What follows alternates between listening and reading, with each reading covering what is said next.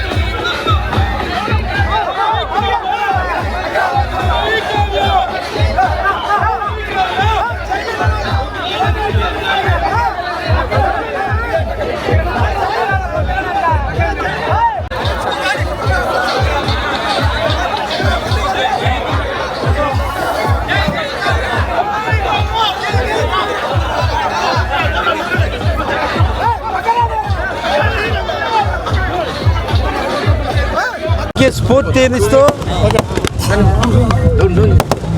భవిష్యత్ నాయకుడు తెలుగుదేశం పార్టీ ఆశా జ్యోతి నిర్వీర్యమవుతున్నటువంటి ఆంధ్రప్రదేశ్ని కాపాడిన మా ధీరోదాత్తుడు రాష్ట్రం అంతా కూడా రాక్షస పాలన జరిగే టైంలో దౌర్జన్యాలు, దుర్మార్గాలు, బెదిరింపులు, ఆస్తులను కొల్లగొట్టడం, ప్రాణ నష్టాలు జరగటం, రౌడీయిజం అన్నీ పెళ్లి బిక్కి ప్రజలు అలమటిస్తున్న రోడ్లలో ఈ రాష్ట్రాన్ని కాపాడాలి, ఈ రాష్ట్ర ప్రజలకు అండగా ఉండాలి, ఈ రాష్ట్రంలో ఉన్నటువంటి రాక్షస ప్రభుత్వాన్ని తరిమి కొట్టాలని పుట్టుకొచ్చిన ఒక ధీరోదాత్తుడు శ్రీ నారా లోకేష్ బాబు గారు.